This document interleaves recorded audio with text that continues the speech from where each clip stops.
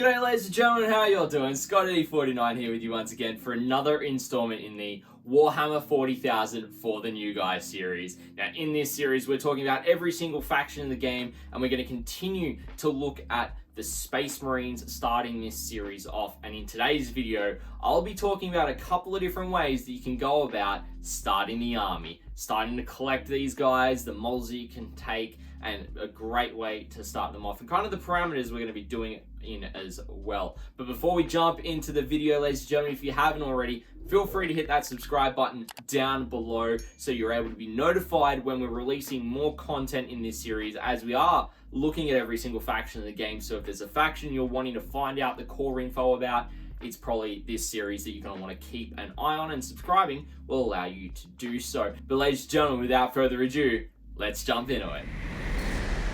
Alrighty, so there are multiple different ways that you're able to start a Space Marine army currently, and it can be very confusing to figure out what you actually want to grab from all the different kits that are available to them. Now, there are over 100 different options on Games Workshop's website, so it can be very confusing to pick from. However, I've done the hard work for you, and I'll be talking about 3 different options that I personally believe are all great ways to start a Space Marine army currently, and they are all under 250 Australian dollars. Now, anytime that I'm going to be talking about a monetary value or a dollar amount, I am going to be talking about it in Australian dollars, as I am in Australia. So it's going to be important for you to look at what the website is and the cost there for your region if you're not in Australia, if you're in the United States, if you're in Europe, if you're in Asia, various other places around the world. So keep that in mind, but I still reckon that these options will still benefit you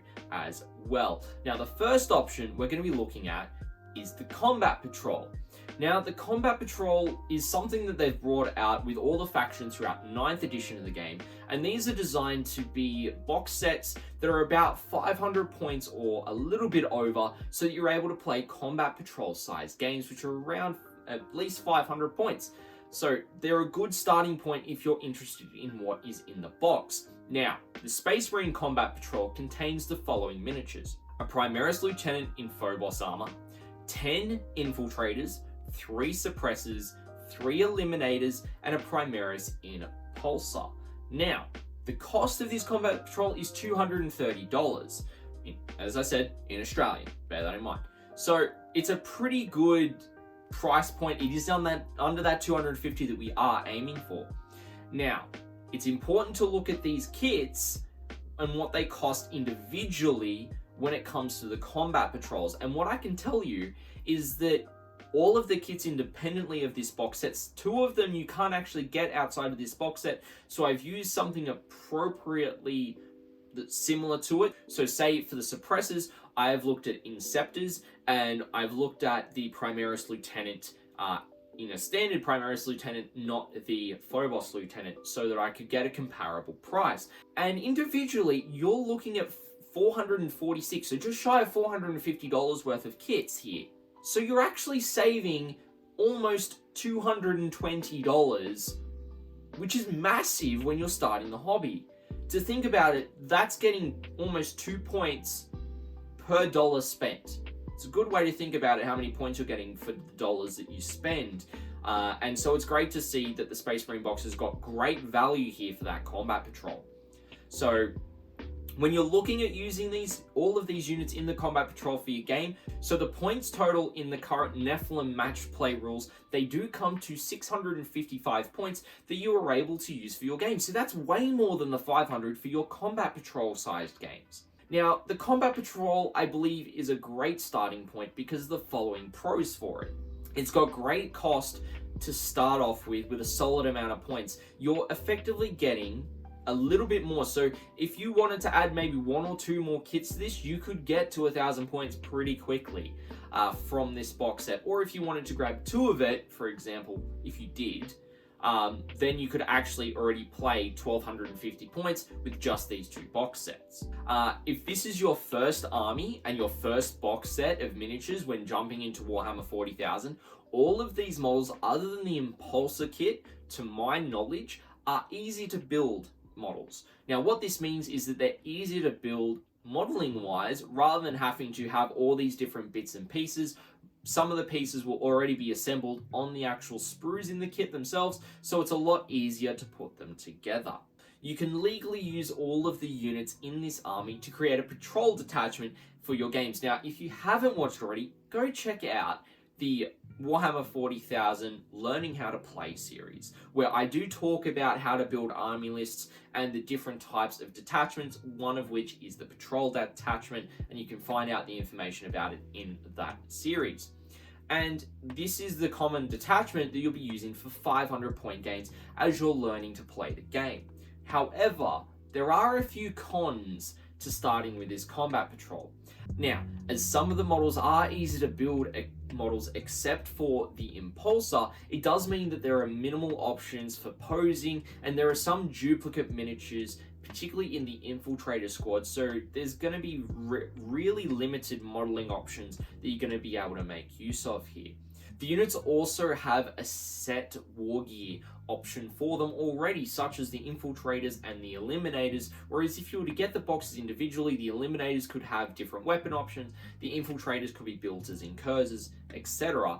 And it also has a limited amount of firepower available, with only having the suppressors being the strongest firepower to use. So if you go up against some of vehicles in 500 points, like maybe a Dreadnought or a Hellbrute, you may find it difficult to deal with those models with just the suppressors. However, overall, if cost is a concern and Space Marines are your first army to start with in the Warhammer 40,000 universe and the Warhammer 40,000 game, I still think that this is a great option to go with. However, I've also got two other instead of options. So if you're not interested in the combat patrol, I've got two other ways that you could start off with. Now, the first one, in the instead of option one, we're going to be looking at another way to get really cost effectively into Space Marines, and we're still going to be getting into Primaris Space Marines. So instead of starting off with that combat patrol, you're actually grabbing two different boxes here. And there's some great advantages to grabbing these boxes that I'll explain a bit later. And that is the Recruit Edition, which has a Primaris Lieutenant and 5 Assault Intercessors, and then grabbing the Elite Edition, which is a Primaris Captain, 5 Assault Intercessors, and 3 Outriders. So the cost of these options is that the Recruit Edition is $65, the Elite Edition is $120, coming to a total of $185. So if you're wanting to save a little bit more money but get more, easy to build miniatures, which they are, and get into Marines for a bit cheaper, this is probably the way you're going to want to go, because you're already saving close to $50 on that combat patrol. Now, if you were to pick up all of the options in each of the kits, of course, some of them I've had to match with comparable kits, for example, you would actually spend $311. So you're actually saving $126, and when you think about it, that's another Elite Edition in savings. Now, everything between these two boxes for the Space Marines comes to a total of 525 points. So it's a lot less points than what the Combat Patrol gets you, but you are saving a significant amount of money already. So this option has got several pros for it. It's a cheaper cost of entry, as we've already said, compared to the Combat Patrol. It also actually gives you an additional starting force for another faction in the game, Necrons.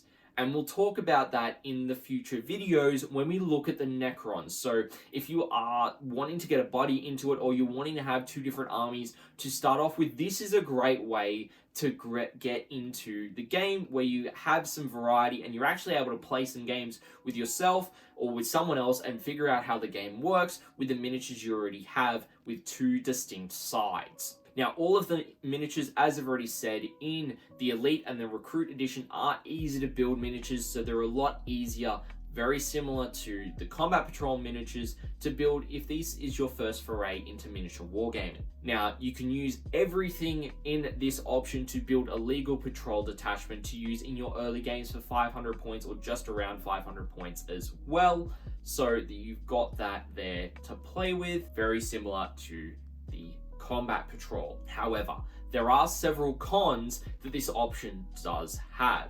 These models, unfortunately, are also very limited in the options they're able to take within those units being the style of models that they are. Outriders are already got the kit. There's no additional weapons you can take. On the assault intercessor, you might be able to take a plasma pistol. If you make them 2 squads, you can have 2 plasma pistols, 1 on each sergeant. And then the captain and the lieutenant already have their set war gear.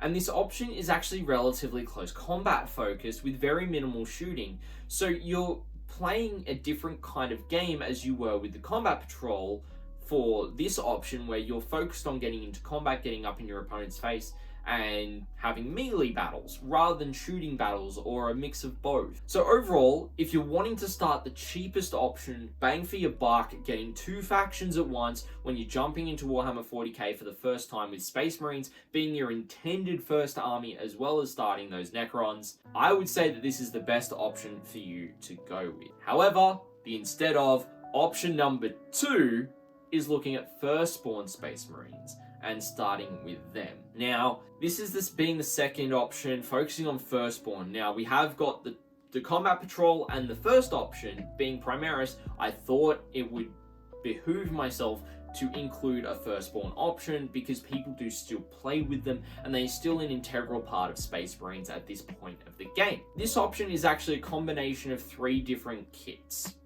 There is the Company Command kit that contains a captain, 5 Space Marines, but you can actually make those 5 Space Marines to any of the following: a Company Champion, a Company Ancient, an Apothecary, or 2 to 5 Company Veterans, depending on what characters you make out of those first 3. If you only make 1, you've got 4 Company Veterans that you can make, for example. A box of 10 Tactical Marines, and a Venerable Dreadnought. So really, you've got a good mix there of both firepower and close combat ability, with a HQ there, a specialized unit to help lead the Tactical Marines, as well as the Venerable Dreadnought to bring some firepower and close combat punch as well. So now, this option does cost $70 for the Company Command. It does cost $70 as well for the Tactical Marines, and $79 for the Venerable Dreadnought, coming to a total of $219, so about $11 cheaper than the Combat Patrol. As these are individual kits, there are not going to be any savings to be found in them outside of getting the captain within the company command box with the combat squad, rather than buying them independently, as that could cost significantly more than just grabbing that $70 company command box. Now, this option, depending on how you build the command squad, whether you build that Apothecary, that Company Champion, and the Company Ancient at maximum, can be 750 points. Whereas if you just take the 5 Company Veterans and give them a bit of kit, it'll be at its lowest 625 points. So you've really got a lot to play with in between, depending on the options you do make. Now, there are several pros that this option does have. It is a slightly cheaper option than the Combat Patrol for roughly the same, if not more, in terms of points, depending on how you build it. Now, you can get a good variety from these units as well by building the miniatures out of the Company Command Squad and the Tactical Squad, because you can go, okay, I want to do 2 5-man Tactical Squads. They've got different equipment on the sergeants. They've got special weapons, or one's got a special weapon, one's got a heavy weapon. The Command Squad can have some double special weapons, say 2 melter guns or something along those lines. So you can get a lot of variety in there. As well as with the Venerable Dreadnought, its weapon arm, you can actually swap out the Assault Cannon, the Las Cannon, the Plasma Cannon, depending on what you're wanting to play with. So that is also something to keep in mind. However, you can't swap out the heavy flamer or the storm bolter, so you'll need to attach that one on. Now, as I've said, it does give you some variety in terms of firepower and combat ability between the various units. Now, with these models being firstborn Space Marine kits, they're actually compatible with a lot of other kits in the range, a lot more so than what the Primaris are, because you've got Primaris Infiltrators and Incursors in the one box. That makes 2 different units. But you've also then got, for Tactical Marines, they are compatible with the Command Squad. They're also compatible with Assault Marines, Devastators, Stern Guard Veterans, Vanguard Veterans, a couple of other kits in there as well. So you can mix and match bits for them very easily. And this does actually make a legal patrol detachment as well, if you are wanting to start playing your games. If you really want to and you want to do the 3 5-mans, the only downside is You can't actually make a legal battalion out of this because you need that additional HQ choice, which you'll find with all of these options. But we'll cover that in the next video in this series, talking about next steps and the way to get your army up to that 1,000-point battalion size games. However, there is actually only the one con that I have for this option, in my personal opinion. The models in this are not easy to build kits. They're standardized kits. So this means that there are a lot of options for these models to be assembled with, and so it can be quite confusing in terms of what pieces go with what and the options that you want to take. So you really want to bear in mind how you want to assemble them. And so if you do have any questions and you're starting Space Marines and you're jumping in with this option, feel free to ask me down in the comments below and I'll get back to you. Overall, I think option 3 is a great starting point for Firstborn Space Marines, as well as it gives you some great options to have different characters in your list, as well as a variety of units that are able to do different things, and you can swap components between them as well relatively easily. And this is likely the option you're going to want to start with if you do enjoy having a lot more piece and a lot more variety compared to what the Primaris options do give you. Now, these are the 3 options that I personally recommend when starting off with Space Marines. And that covers it for these guys, ladies and gentlemen. Alrighty, ladies and gentlemen, well, I hope that you have enjoyed this video where I talk about the 3 different options that I personally recommend for starting with Space Marines. Now, if you do disagree or you have any other ideas, feel free to let me know down in the comments section below. But if you did enjoy this video, feel free to hit that like, and you want to see more content like this, hit that subscribe button, as well as we're continuing to grow the content base here on YouTube as well, and continuing to grow the community here also. But if you have any questions and you don't feel like asking me here, feel free to come over to my Twitch channel where I'm live on Tuesday and Friday nights and Saturday afternoons, Australian Eastern Standard Time, where I do hobby sessions, live games, and tournament coverage as well. And you can ask me there and I'll be happy to explain why I think these are the most cost-effective options, or talk about some other options with you as well if you're looking at something else. But ladies and gentlemen, I hope that you've enjoyed this video, and I'll catch you in the next one.